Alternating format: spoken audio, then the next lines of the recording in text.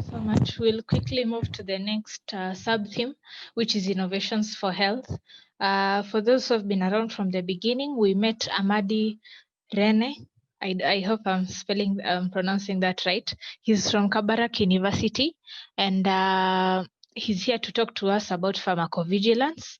I know quite a number of the medical students and the pharmacists especially recognize this term. And our second speaker will be Victor Kariuki, who is from Tender Healthcare. So I'll welcome our first speaker, who is Amadi. Feel free to take the floor and walk us through what you do.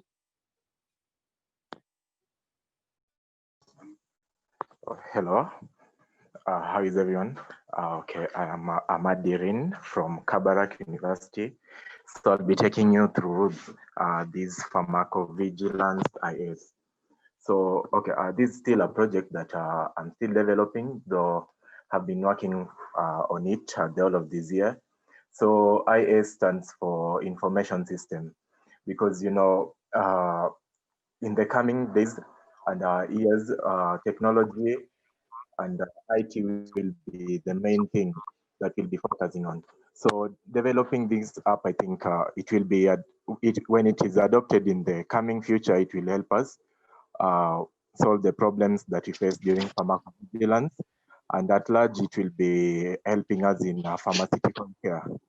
So this is an information system that is aimed at creating a friendly and accountable interface between the doctor and the patient. So where we have the interface for the patient and the doctor. So it is an information system in that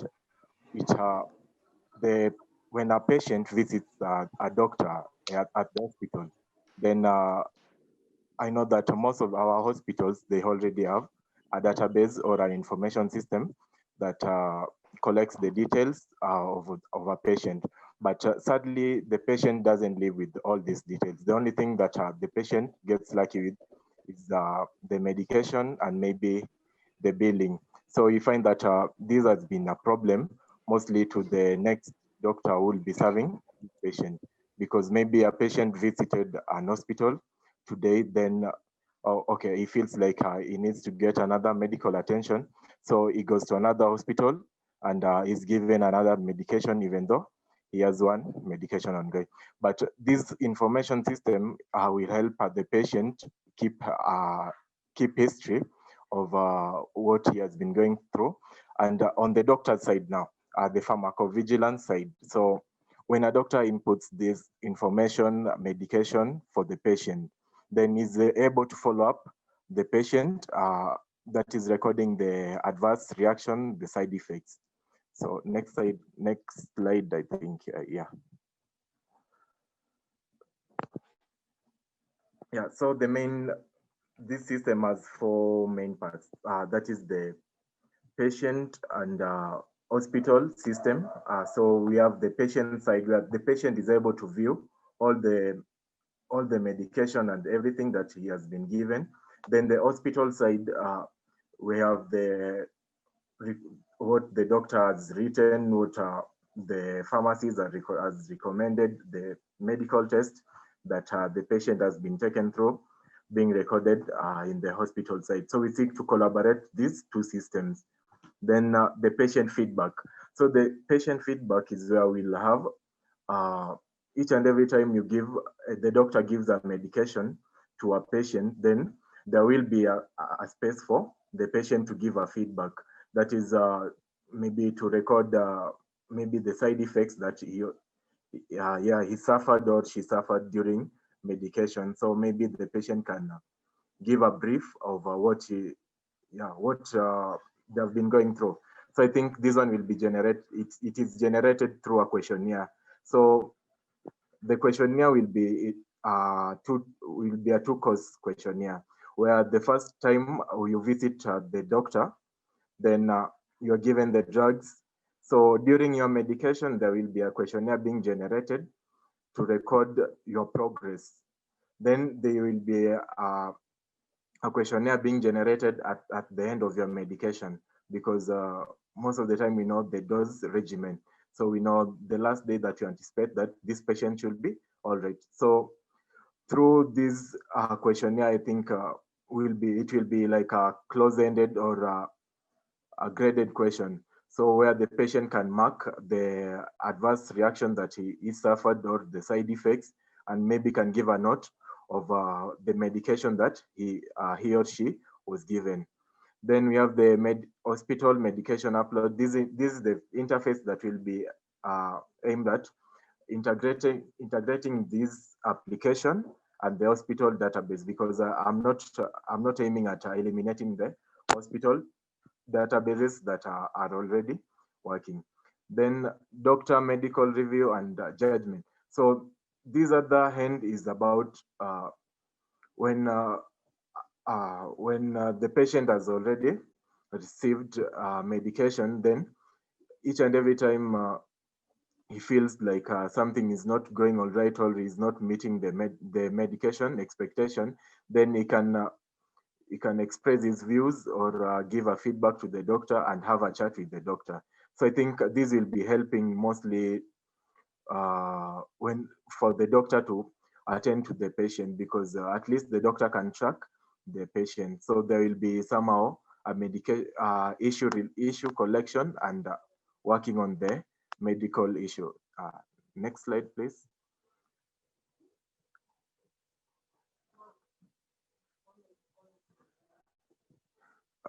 Okay, let me take you through another. So I think, so the advantages that I want to take for this system before the policies, I think, so it will be collection of these adverse reactions, because most of the people they don't give the feedback, because most of the time you find that after you've taken a medication, you only say that dawa nilipewa ilinifanyia hivi na hivi na unamaliza hapo. But when we have this information system, at least we can record the adverse reaction and even the events that occurred during the medication. So they will be subjected to review and analysis, and this will help the country at large, because you'll know of the pharmacovigilance, or like the drug profile will be improved. Also, the other advantage will be the issue tracking, because for now we'll be confident, because I know more than 80% of those who will be using this application, yeah, we'll always be recording their issue. Then, not in the slide, but in relation to the pandemic that we are in today, we know we have, in a way, we have been limiting our visit to the hospital. And we know some hospital visits include this patient where the patient has to visit the doctor to explain the adverse reaction, to give a review of what has been happening. But I think through this application, we'll be limiting that time wastage or that unnecessary visiting to the hospital. Yes. So yeah, let's go to the policies. So because this will be a new information system, and it will be integrating more than one hospital. So, and okay, so I seek to integrate the hospital database with the patient database. So the patient database will be the application on his phone. Yeah. Therefore, there should be a regulation to adjust and to allow us to allow my team, so that they can at least integrate these two databases. I know most of the hospitals will not cooperate, but I think when they'll be educated and informed of the advantages and how the system operates, I think, yeah, they'll accept the collaboration. Then since the information will be on the database, then it is in order for all the medical facilities to be ready to change their file system databases to be online, because you find that most of the clinics, yes, they still have the physical file, so they need to change it to online databases, which is accessible. Then yeah, the youth will be affected by this system, as they are the majority of the techno-savvy population. So you find that the youths will at least have most of the youths have their mobile phones and yeah, Android or iPhones, but so the majority will be having this application, and they'll be the most affected because they'll be giving their reviews each and every time. I know most of the time when we go to the hospital, we only find the old, or we only find yeah, in roughly from age 5 to 10. So when we have this system, at least we'll be having more youths having some sharing with the medical team. Next slide.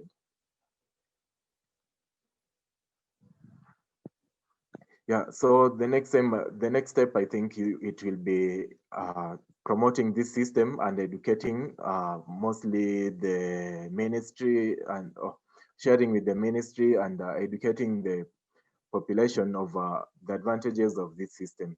And also, you also seek to have a policy change, maybe on having the authority to access the hospital information databases.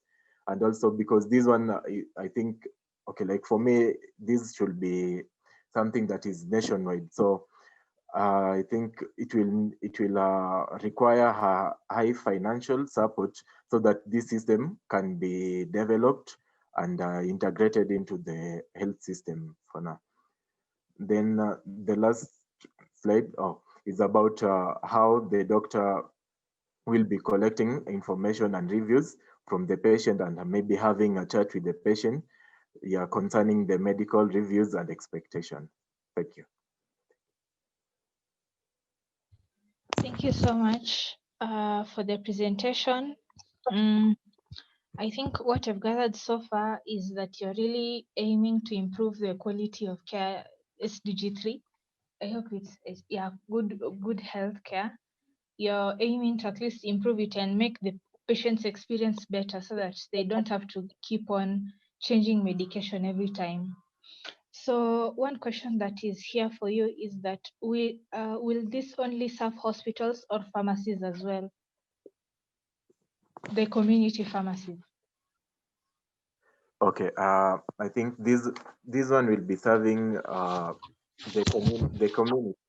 So that it will integrate the whole health system. So on the pharmacist side, it will be about the pharmacovigilance and having the having a good, okay, like having a good collection of yeah, the drug profile. Then on the doctor side, it will be about the medical follow-up. Yes.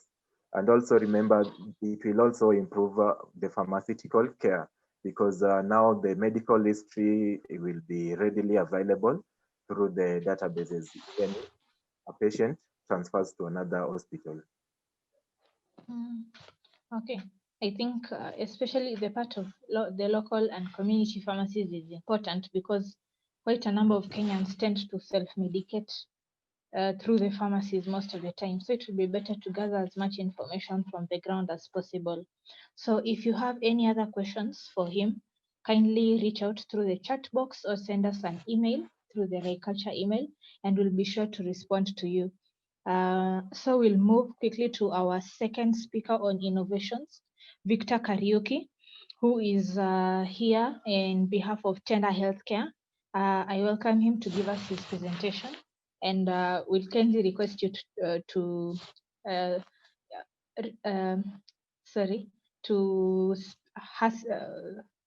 speed up a bit because we are behind time. Thank you. Welcome, Victor. Hello, everyone. Thank you so much for the time. I won't take so much of your time. I'll just be quick enough. I hope you can hear me. Yes, we can hear you. Yes. Okay, thank you. So I'm Victor from Dewpoint. Dewpoint is a project by Tender Healthcare.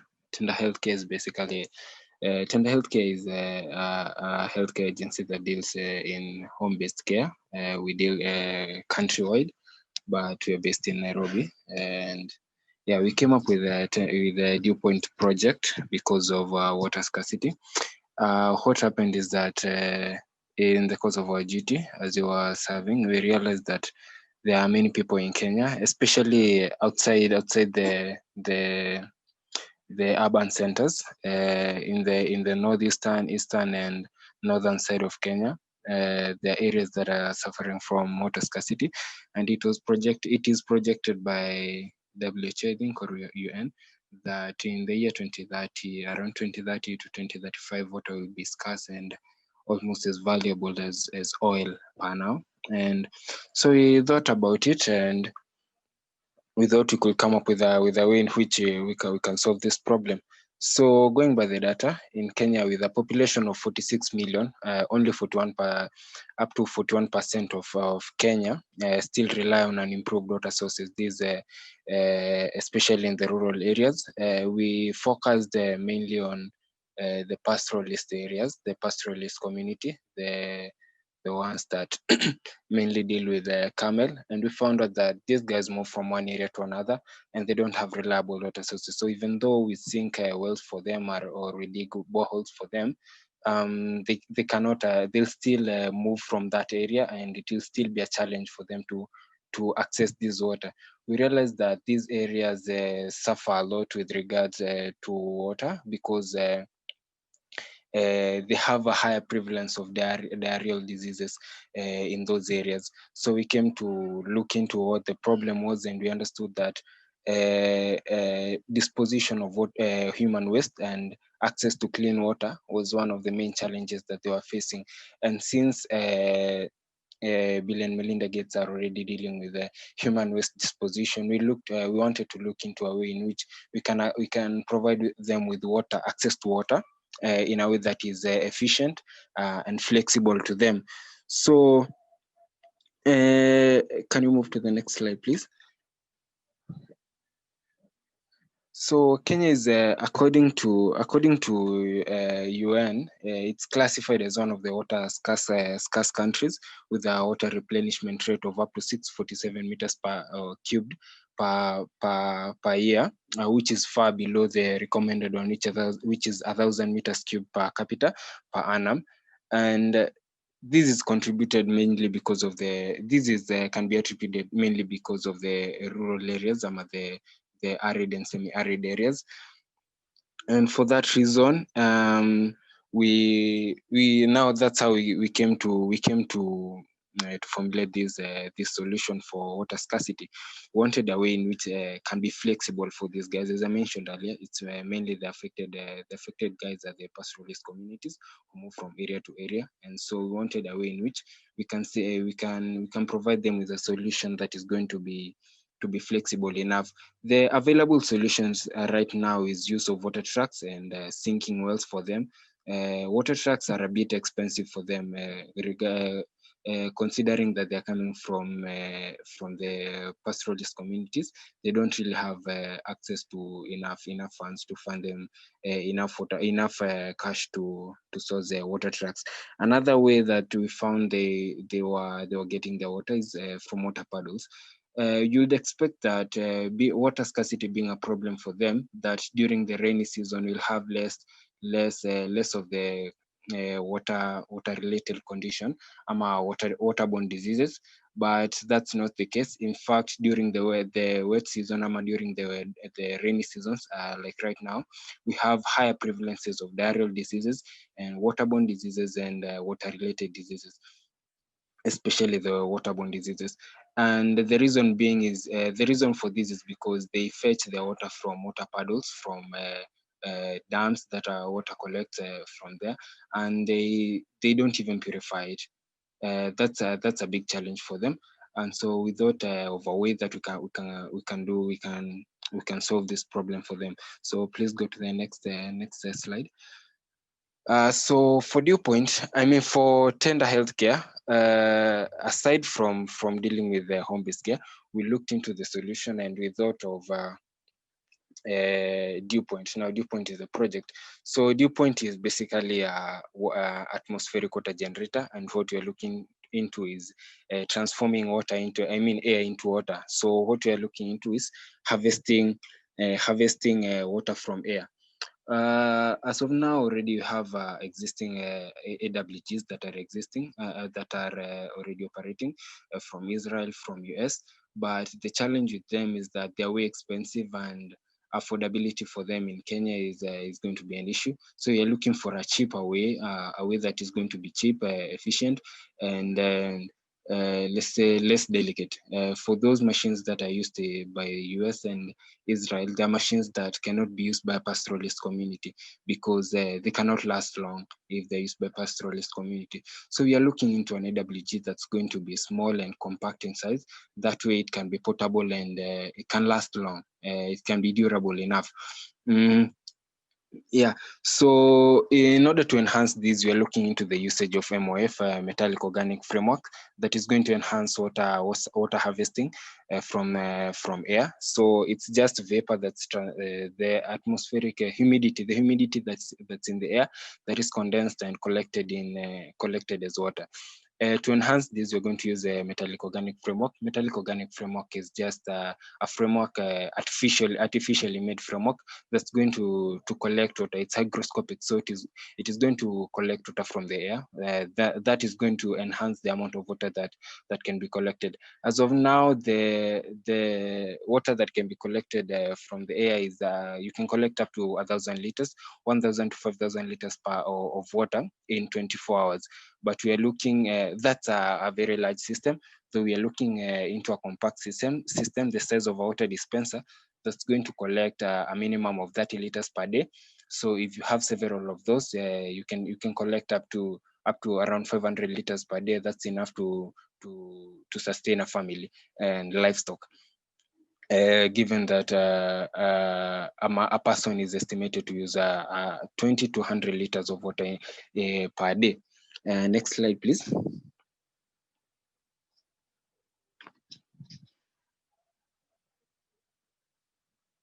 Hello.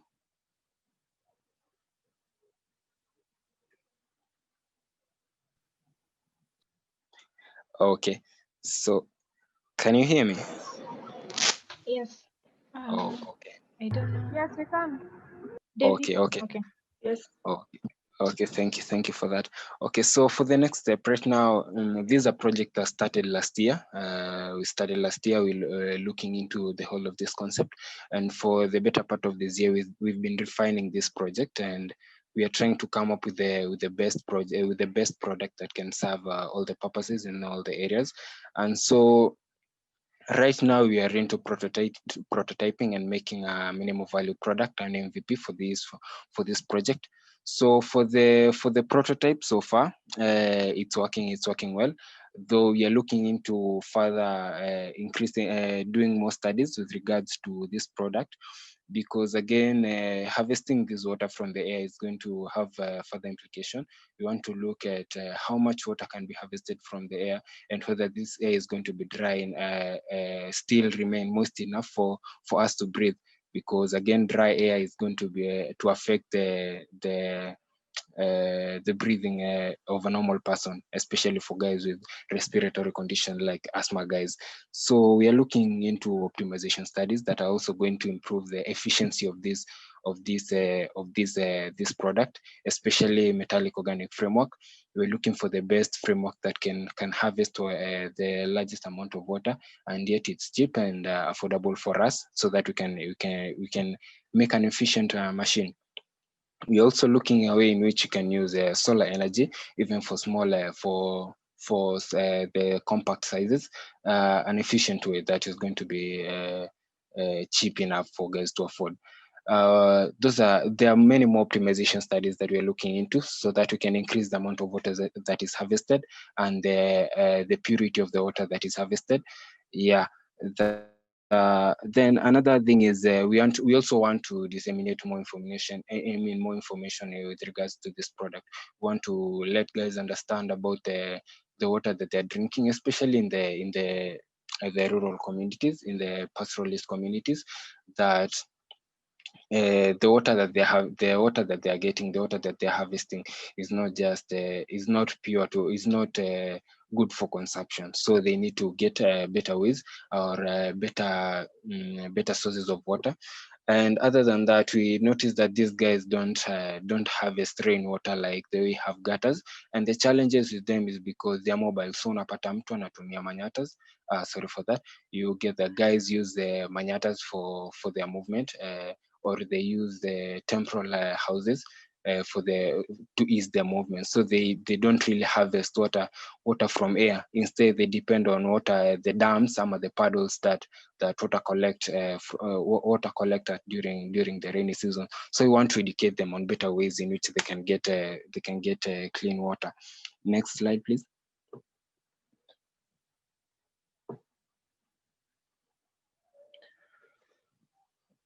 Okay, so I think I'm almost done. So for the support that we need right now, as I mentioned earlier, we need to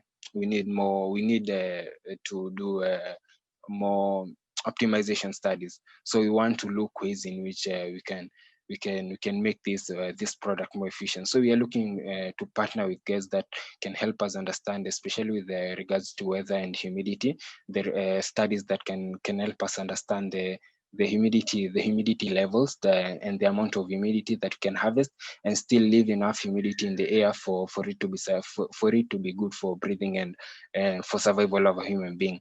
Those are the some of the optimization studies that we need. Other than that, we also want to partner with guys in the engineering sector. We want to look at ways in which you can use less energy but more efficient, ways in which you can use better refrigeration system, better condensation systems that are going to be way compact but still more efficient and collect more water. We're also looking at ways in which we can get patenting. We also want to patent the project easily. We are not yet there, though we are looking into doing that.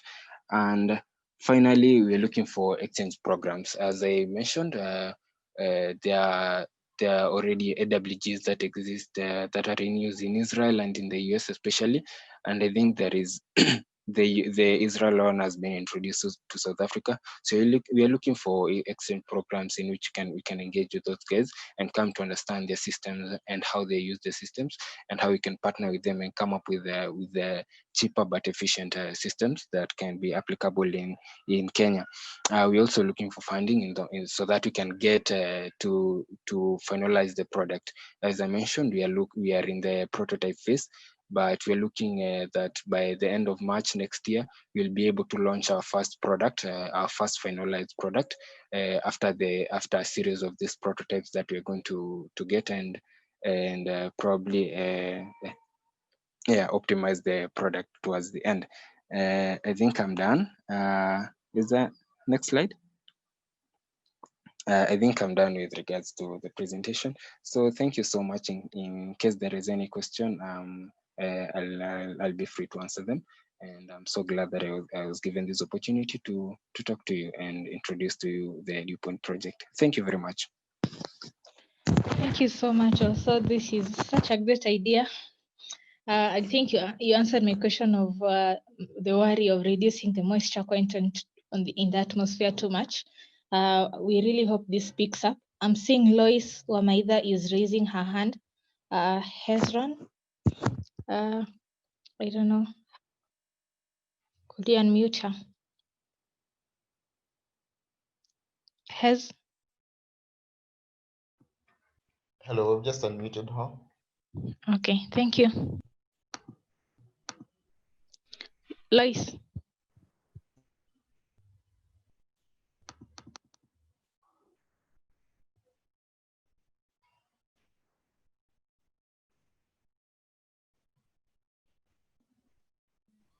Okay, before she speaks, maybe I could, oh, she says it's a mistake.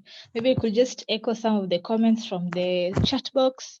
People are really saying the two innovations presented are very inspiring and they're very impressive. We really wish they pick up.